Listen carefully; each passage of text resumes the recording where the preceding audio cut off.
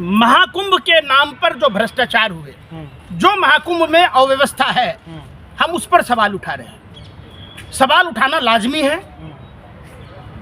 जब आपको पता था कि देश भर के लोग आएंगे तो रेलवे के जो 16 जोन है, उन जोनों में ट्रेनों की व्यवस्था होनी चाहिए, क्यों नहीं किया? जो मीडिया यह दिखा रही थी कि बाइकर्स हैं, अग्निशमन अधिकारी हैं, सफाई कर्मचारी हैं, वॉलेंटियर्स हैं, सुरक्षा के लिए इतनी कंपनियां लगाई गई हैं। आप बताइए वो कंपनियां कहाँ थी?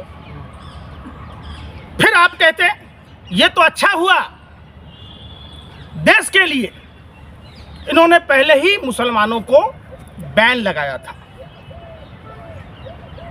अगर देश के मुस्लिम भाई वहां दुकान लगाए गए होते तो आज पता नहीं देश में क्या से क्या हो गया होता कि मुसलमानों ने भगदड़ मचा दी, मुसलमानों की साजिश है, पाकिस्तान की साजिश है। आपकी खुद की कमी है, आप अपनी कमी को छुपाते रहे। मतलब साफ है, चले ना आवे तो आंगन टेढ़ा। आपको कोई काम करने आता नहीं, सिर्फ दोषारोपण करने आता है, लोगों पर कार्रवाई करने आती है। अरे भाई, देश का नागरिक जो टैक्स देता है वो आपसे सवाल पूछेगा। तो आप कुंभ ये पर पूछता है भारत महाकुंभ पर या महाकुंभ की व्यवस्था? स्टेशन पर आ जा रहे हैं, स्टेशन ही बंद करना पड़ रहा है। संगम स्टेशन इसलिए तो बंद कर दिया क्योंकि भीड़ बहुत ज्यादा आ गई। तो देखिए, लोग निकल नहीं रहे थे। हाँ। लोगों को यह पता नहीं था कि व्यवस्था है भी या नहीं है। लेकिन जब सरकार ने बड़े बड़े होर्डिंग बैनर लगाए, जब बड़े बड़े साधु संतों से बयान दिलाए गए कि वहां 100 करोड़ लोगों की व्यवस्थाएं हैं, तो लोगों को लगा जब 100 करोड़ की व्यवस्था है तो हम हिंदुओं को निकलना चाहिए। और लोग यही दिग्भ्रमित करने का जो विज्ञापन था, जो PR स्टंट था भाजपा सरकार की, जो हिंदुओं को बरगलाने का काम किया, मौत का असली जिम्मेदार वही। मीडिया जब ये दिखा रही है सारी चीजें, किस तरीके की घटनाएं घट सकती हैं, सारी चीजें हो रही है, तो फिर इसके बाद भी पब्लिक जा रही है, तो पब्लिक की गलती तो हो सकती है ना। अब पब्लिक की क्या गलती है बताओ? सरकार कह रही है 100 करोड़ लोगों की व्यवस्था है, 50 करोड़ लोग भी नहीं पहुंचे। तो सरकार जब व्यवस्था की हमारे टैक्स के पैसों से, और सनातन धर्म, हिंदू धर्म का जो महाकुंभ प्रयागराज में है, जो कई वर्षों के बाद आने की अफवाह उड़ाई गई, तो लोग क्या नहीं जाए गंगा स्नान करने, सरस्वती स्नान करने, जमुना स्नान करने, त्रिवेणी संगम पर? आप कैसे बातें करते हैं? आपने खुद ही कहा है ना, 100 करोड़ पर सवाल क्यों नहीं उठाते आप? कितना मिला? ईमानदारी बताइएगा, माँ गंगा की कसम आप खा के बताइए कि कितना मिला? पूछे तो नहीं। जब 100 करोड़ की व्यवस्था, 100 करोड़ लोग पहुंचे, अगर 100 करोड़ लोग पहुंच गए होते तो न जाने क्या से क्या होता।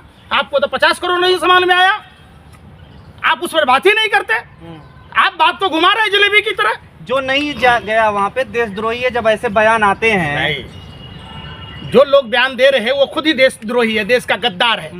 जो भारत माँ की माँ भारती के लाल हैं, जो सरहदों की सुरक्षा कर रहे हैं, जो देश के अंदर सचिवालयों में काम कर रहे हैं, ऑफिसों में काम कर रहे हैं, जो हर स्टेट के पुलिस अधिकारी हैं, जो देश के किसान हैं, जो मजदूर हैं, जो महाकुंभ नहीं गए वो देशद्रोही हो गए। ये देश का बागेश्वर के बाप की बबौती है।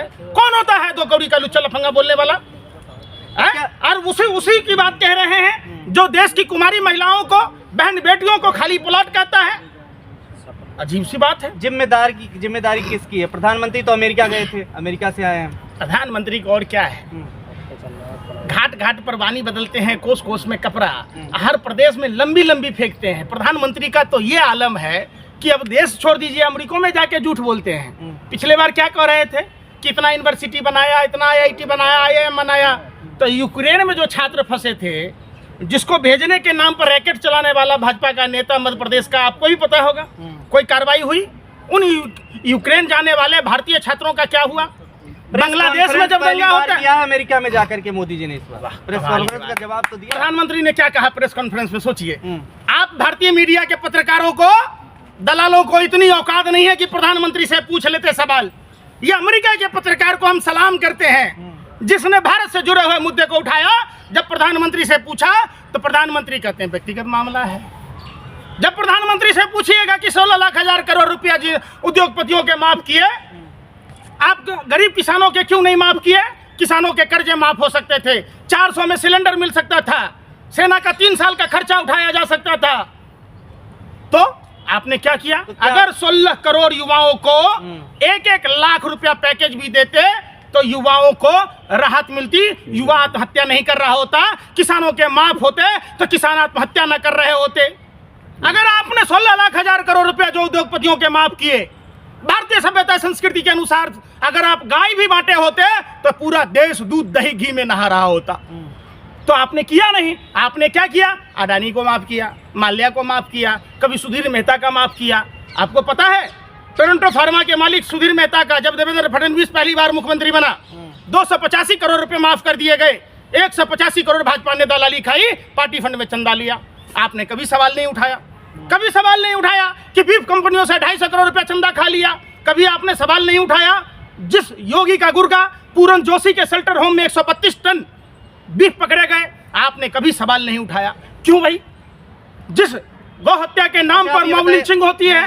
दिल्ली में सरकार अब बनने जा रही है, तो क्या इससे अब जो है रेलवे स्टेशन जैसी दुर्घटनाएं नहीं होंगी, या अब ये इसकी वजह से दिक्कतें हो रही है? दिल्ली की जनता समझदारी का परिचय देते हुए ट्रिपल इंजन की सरकार दिल्ली में दी है, केंद्र, राज्य, एलजी। चूंकि दिल्ली पूर्ण राजी नहीं है। ये बहुत रोते थे, हमको सीएम काम नहीं करने देता, हम दिल्ली में ये करना चाहते हैं, हम दिल्ली को स्वर्ग बनाना चाहते हैं।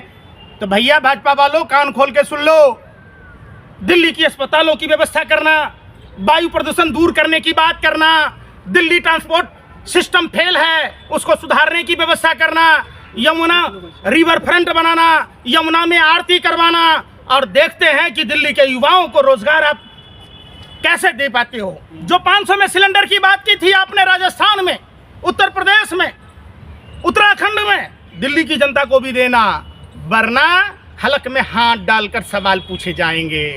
ये चुप्पी और मौन नहीं रहने देंगे। मुख्यमंत्री बनने जा रहे हैं, क्या कौन बनेगा, आपको क्या लग रहा है? देखिए, मुख्यमंत्री वो उसका निजी मामला है। मुख्यमंत्री चाहे जो भी बने, मुख्यमंत्री को काम करना होगा, वरना भाजपाइयों की नींद उड़ा दूंगा, चैन से जीने नहीं दूंगा, छठी रात का दूध याद करा दूंगा जो उन्होंने घोषणा में कही। क्या ऐसी है मेरी दिल्ली, क्या ऐसी है मेरी दिल्ली? तो कैसी है दिल्ली और कैसी दिल्ली बनाते हो, ये हम पूछेंगे। क्या बात, ठीक, ये हम पूछेंगे सवाल।